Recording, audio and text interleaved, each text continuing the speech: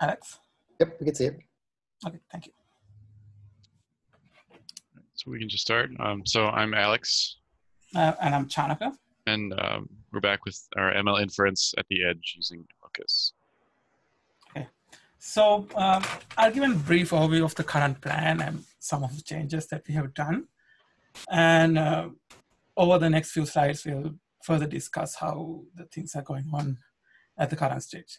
So we thought of using the distribution generator to create altered data to test the final model. And also we thought of getting existing information to train the machine learning model itself. And also at the end of the day, we'll be using a Raspberry Pi 3 to show how the model will work as an edge or a low power hardware. Each of these points will be further discussed along the way. So I'll first talk to you about the data that we'll be using. So, we'll be using data which is available from National Center for Environmental Information, which is NCEI. This is actually a subgroup of NOAA, which is the National Oceanic and Atmospheric Administration. So initially what we presented was that we'll be using a distribution generator to generate data to train the machine learning model and then test it. But after further research into this area, I decided that it's best if we train the model using existing information. So I came across this website as the best source of information. So the information available at NOAA will be used for training the model. So at this moment, we are using hourly temperature and dew point data from 2010 to train the model. And so in that case, we are assuming that the sensor that we are using is a temperature sensor. So I'll give you a brief overview of the data that we have, and then Alex will talk about how the model will be taking them in and currently working at the moment. So this is like the temperature data on 1st January 2010, and which is hourly recorded temperature and dew point. It's normal, 10th percentile and 90th percentile. And what we are planning to do is to use the whole year's data, which looks like this. So the variation over around 9,000 hours, that's how many hours we have per year. This is in 2010. So this particular data is from Evansville region airport in Indiana. And we currently have almost all the temperature readings from Indiana itself. So that's around 5 international and regional airports. And we are planning to use data from all the states to further train the model. And Alex will talk about how that progress is going on. Yeah, so for the moment, we're sticking with our planned LSTM model. It may change if the data is affected even more, but for now we're going with that. So then the plan is to use 10 days worth of these samples, which will be 240 data points. And that's at start, it's just going to be the temperature. And we plan on expanding it to using all of the features that come with the data set, because presumably that will just increase accuracy when it comes to the thermostat aberration detection. So the model will take all of these inputs. Here I'm just doing like everything's Fahrenheit, and this one is aberrant Celsius. It will detect for each, all 240 hours, it'll check if each one is normal or aberrant, and then the LSTM will pass that through a decision layer of dense nodes, and then it'll give us an output. This will just be a softmax calculation that will then it'll be a prediction whether it's good or not. And then for the training, we're just going to do a classical cross entropy because those usually have good success anyways. Can you go to the next slide? So then one of the problems we ran into was we initially planned on using these small BeagleBone blackboards to simulate our edge hardware on, but those are all in Luddy with the OS group under Martin Sweeney. So we couldn't use those anymore, obviously, because we can't go to get them. But luckily, we have our own personal Raspberry Pis, which are not exactly the same, but it's good enough the same. So we're going to just switch to using those instead to build our final system out of. Yeah. So in terms of data, there are a few alterations as I discussed earlier. So I'm currently, so far I was working on identifying the data which is relevant for our model. So finally decided on NCEI datasets. And I'm currently working on developing, like looking at how the abnormalities can be introduced as a distribution generator.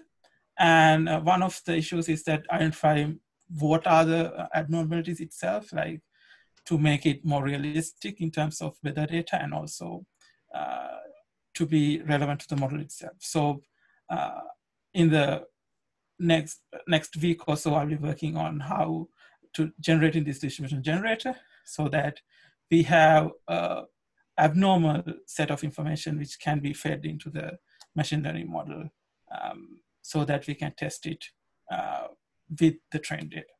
And also, one of the points is that I'm formatting the current data so that it fits into the machine learning model. So we can easily train the model itself and then train it so that we can analyze the data properly. So about the final system, Alex will talk about. So this is what our final system is going to look like. We'll have some process possibly running on the Pi, possibly just running external to it to simulate our network interaction through in locus. This will be our distribution generator, which Chanaka describes, but it will be using the sensor data and sending it along. Most of the time, it'll be sending along the real sensor data from this data set and then occasionally altering it to get this aberrations for our abnormal detection that we have going on. And then in the middle, we have our Raspberry Pi, where the trained model will be placed on and optimized for that edge hardware. And then, so the edge hardware will be receiving over the network the sensor data and then tracking a window over time of this hourly data. And then as it finds information that is abnormal, it'll forward that on again into the network to our quasi central server that will just have as another process that will be checking and doing testing, knowing the inputs from the sensor and knowing the expected outputs from the edge hardware, so it will then verify that the whole system is working is working correctly, that the model has our expected accuracy.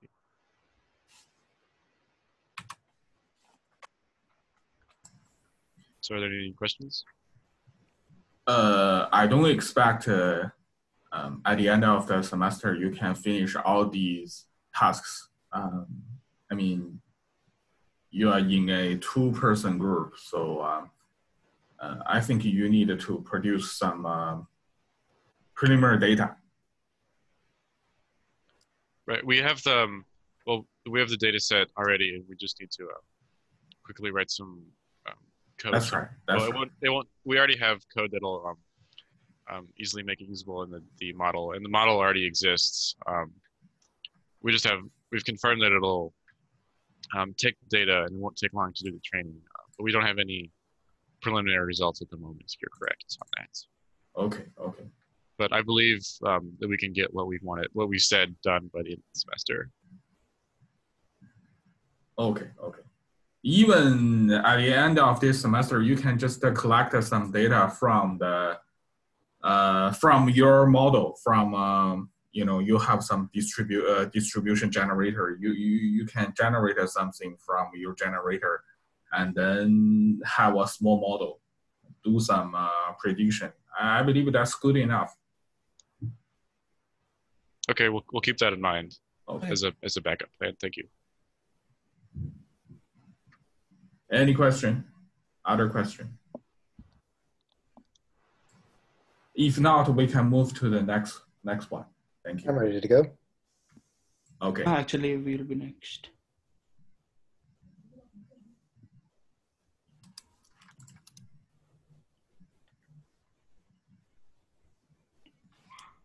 Hello, everyone. Actually, this is our first presentation. Initially, we were working on another project, and then after discussing with professor, we changed it to this. So our project is on implementing machine learning algorithms on homomorphic encryption. I and Abhikya Agarwal will be working on this project together. Okay, let's begin with the presentation. These are the topics we are going to discuss today on what is homomorphic encryption and why we need it, and what are the different libraries of homomorphic encryption which we're going to implement in our project, and the current progress in the project, and where are we going to implement our machine learning models of the encryption in this project. So let's see why do we need homomorphic encryption. These days privacy is a big concern for everyone, and like we have a lot of sensitive data today in the world, in like financial data from banks, healthcare data from hospitals, and many other private data, and the owners of these data are not willing to share with third party, but most of the computation today is going on in cloud or a third party servers. So data in cloud is always susceptible to internal attacks and external attacks. So we need some encryption method, and homomorphic encryption will be the one which can be used for doing computations in the cloud. There are other encryption algorithms like advanced encryption standard AES, but AES can be used only to encrypt and store the data, but not compute on the data. So homomorphic encryption is the one which can be used to encrypt the data and then perform computations on it. Okay, so let's discuss what is homomorphic encryption. In the next slide, we'll see a picture. So in homomorphic encryption, we have client's data, which will be encoded and encrypted using a public key. After encryption, the computations on it will be done in cloud or third-party server using an evaluation key. Once we get we get the computation results in the cloud or the server, and then we use the secret key to decode the data and interpret the results.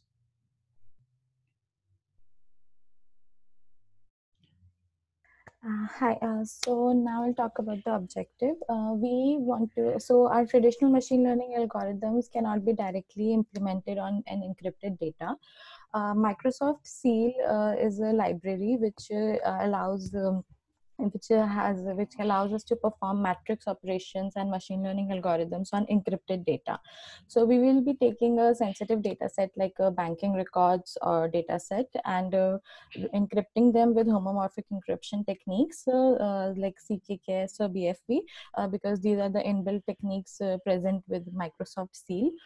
And then we'll be, wait, okay, change the slide. Sorry, I can't change the slide.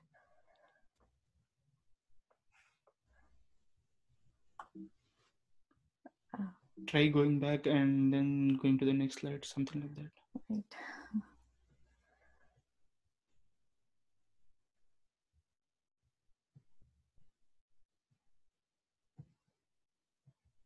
Can you see now?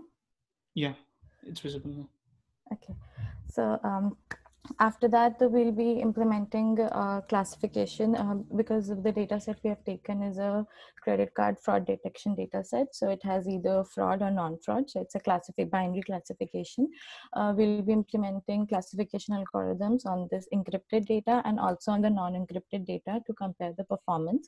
And after that, we'll deploy our model to a cloud service because to see how the performance will be in a real world scenario. Microsoft Seal. Microsoft Seal is a simple encrypted arithmetic library which was developed by Microsoft, and it is open source and easy to use and available. However, it is written in C++, but since for machine learning we prefer Python, we'll be using some of the Python bound libraries for Microsoft Seal, like PyBand 11 or TF-Seal.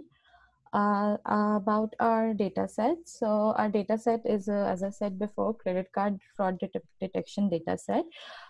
We have a record of 28480 transactions and for 2 days with the 0 and 1 labels. And already the data has been gone through a PCA transformation, giving us 28 features along with the transaction time and transaction amount. This is how the data looks like, and the data is highly unbalanced. It has only 492 fraud cases. So this is an overview of the CSV file of the data.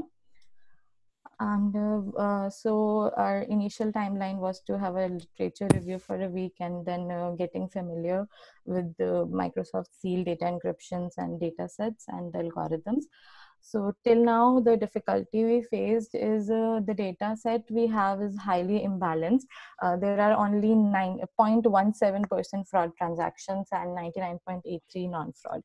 And since we cannot directly apply the machine learning algorithm on this, because otherwise it will overfit and give us always say that the transaction is non-fraud. And even the transaction and amount and transaction time, the features, our individual features are highly skewed, which means for some data examples, they will impact more than for some other, impact more, while for some other data examples, they might impact less. Therefore, so these were the few problems we were facing with the data. So the approaches we have used is, first of all, for the skewed features, we normalized those features, the transaction time and transaction amount. Secondly, for training and testing, we divided our data set into 70-30 ratio.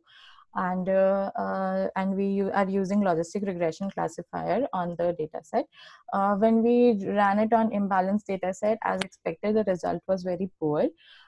So for our so we used two techniques to handle imbalanced data set: undersampling with the near miss algorithm and oversampling with the smart algorithm.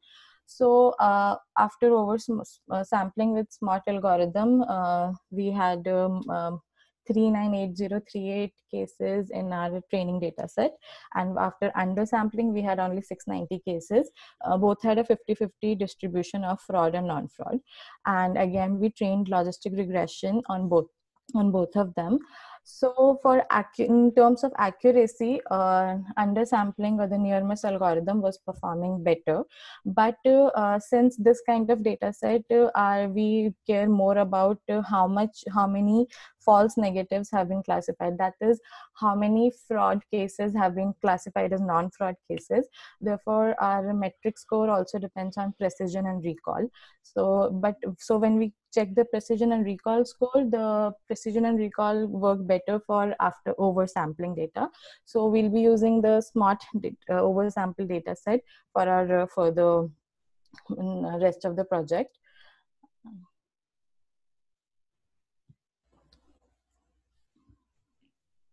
Akhil will take from Yeah. here. Okay, can you go to the And this is the further slides? Yeah, this is our timeline. And can you go to the next slide? No. Before it, yeah. So we have explored a few cloud platforms and checked what will be the best cloud platform for our project. And we found that SageMaker platform of Amazon AWS found to be the best one to implement the models, because it provides instances from very small to work on very small data to very large data sets. Even if you want to work with a different data set, it has the portability to easily compute on the big data sets also.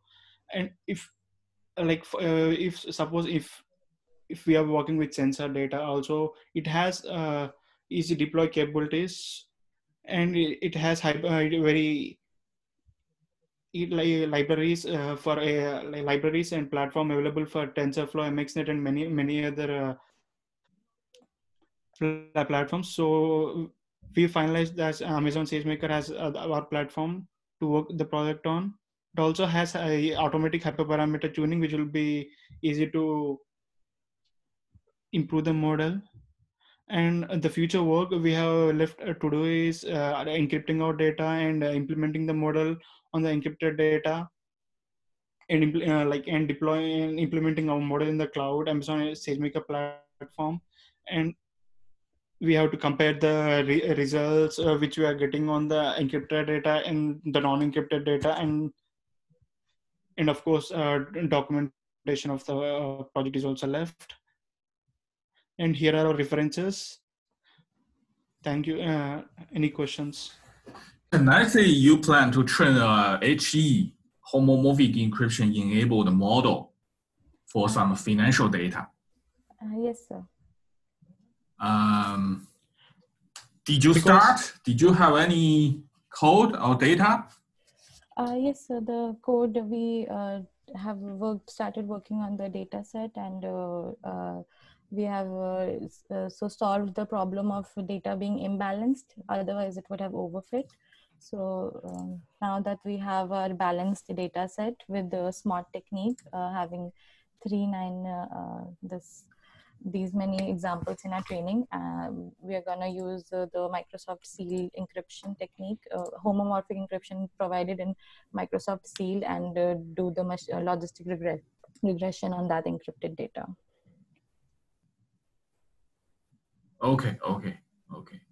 I mean, I don't expect you can deploy this on the cloud. If you can compare the HE enabled model and a plan model, baseline model, there's no encryption on the model. You can compare the accuracy or performance. I believe that's good enough. Sure, Professor. Okay. Any other questions? If not, we can move to the last one today. Thank you. Alex, I think you can start. Thank you. All right, can people see the screen? Yes. Okay. So to remind people, I am talking about improving the workflow for tools like Vivado. The hope is to use machine learning to improve the generation of code that goes onto the FPGA to program the FPGA. So far, have some progress. I have a compiler front end working, which compiles a teaching language hack HDL to myHDL and a myHDL to Verilog compilation works, but is not yet automatic. And I have a bitstream implementation of a 16-bit adder in VHDL, initially using that as a test for generating bit streams and examining the intermediate representation. So what is in progress right now is machine learning guided place and route. And I would say this is at the very early stages, or in the sense that there's no machine learning going on at all yet. I have the goal of using Vivado generated netlists as a starting point and applying machine learning to those netlists to improve their place and route in terms of wire length, power consumption, or speed. The next thing would be to expose Vivado fine-tuning parameters to this machine learning process. And that's the part that I'm working on right now. And then once that is available, then iteration on those intermediate representations would be possible for the machine learning program to control the parameters that are being used by Vivado and adjust and to seek certain goals, and then readjust and then run those parameters again. the big idea is we want this, but for FPGAs. So this is some work that Google has done on using machine learning to do chip design. That's VLSI placement of features on silicon. So this is for not an FPGA, but for something like an ASIC. And so I'd like to do this on an FPGA as well.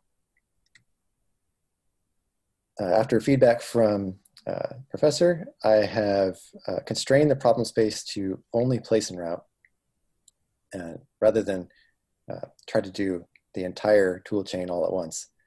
And the further constraint will be depending on how much of tuning I can do from Vivado. So if Vivado does not allow the kind of tuning I want to do, all the different parameters, then I'll look into possibilities of Altera or Quartus, Lattice semiconductor, and as a last resort, try something with simulation only using some tools that are more open source but less adaptable to marketable, like Xilinx products, real FPGAs that are on the market, but simulation only. My timeline, I've grayed out the things that are done or have been decided to be non-goals. And so what's left are re-implementing the adder subtractor. This has been turned into a, I'll note why this is not started in the later slide. Then researching and implementing routing algorithms in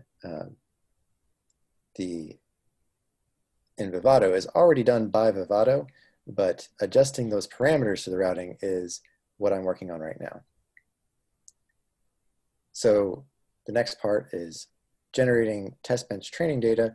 I have some training data, and I want to have a little bit more in terms of training data. What I mean by that is implemented fully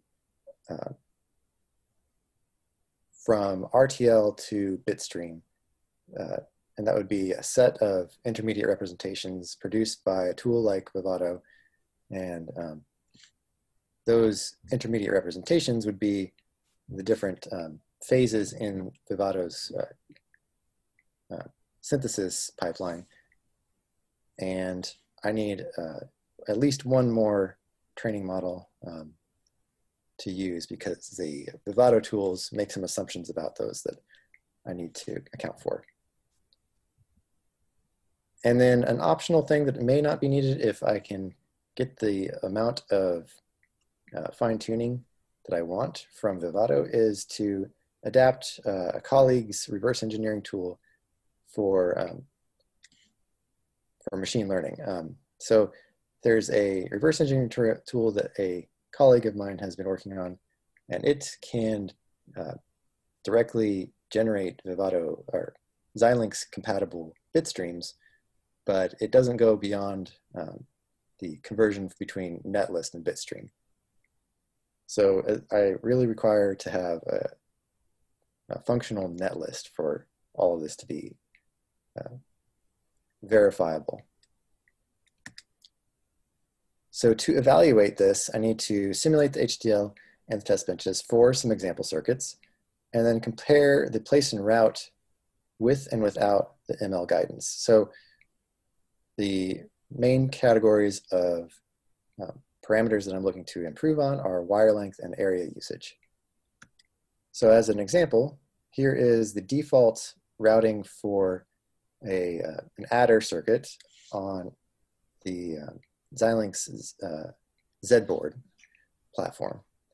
So this is a small FPGA, and as you can see in the diagram, there is lower left corner of this chunk is taken primarily by the input and output going to the multiplexers and flip-flops, logic elements, sorry, used for implementing the adder. And on the very far right is one other input, which is used for the selector between adder and subtractor. And so the area usage is pretty good, I would say, for the tool, but the routing is very long for this one other input. There's one other issue which is not really a problem, but it looks like a problem in the screenshot, which is the power dissipation. And this looks like it is extremely high power dissipation, but really what I've found is that the problem is that Xilinx expects this to be a synchronous circuit, but the circuit that I'm using in this screenshot is a combinational circuit. So there's no clock involved at all. And so Vivado assumes that it can go as high as possible, and that would be bad, and it would cause the temperature to go up. So some of the difficulties that I've experienced so far are I've had to reconfigure the part that I'm using to be one that has a free license, because using a different network from IU's network, I lost the licenses that I was using for developing on ultra-scale boards. So that's not a critical issue. I'm pretty sure I can solve that with some help from some people in the IT group. But some more important difficulties is that I need a larger design, and importantly, I need a synchronous design to give a fair comparison between what Vivado produces with what I'll be doing. And the major difficulty really is that scripting or exposing those parameters from Vivado to an automated tool is complex. So tickle scripting of Vivado is, there's a lot to it. And so it's been a slow process to learn how to access those different parameters. The adjustments I plan to use to make this feasible within the time is to focus exclusively on place and route and find the easiest possible interface to adjusting those parameters. Possibly that's not Vivado, but since it's the one I'm most familiar with, that's where I'm starting my effort. One potential solution to that would be to explore open source place and route software, but that would be a very different comparison of what the output would look like, because I'd be comparing net lists rather than bit streams. And finally, if I have the time, or if Vivado does not allow me to do what I want to do, there's a potential for using some reverse engineering bitstream to netlists and netlist back to bitstream to verify that the netlists that I'll be producing are compatible with existing FPGAs. And so that is my midterm update. If anyone has questions, feel free to ask. Good, good. At least you have some preliminary data. I do have some in the forms of netlists that I've generated from projects in this class and in others. Yes, yes. Yeah, the main difficulty I'm having right now is in being able to manipulate the parameters that Vivado uses to do its place and route, because it's something that the way most people use it is just sort of black box. You just click a button and you get a design. But I want to actually go into the internals of that process and modify some of what it's doing. Okay, okay. Any other question from other students? If not, we can stop today. Thank you very much. Thank you.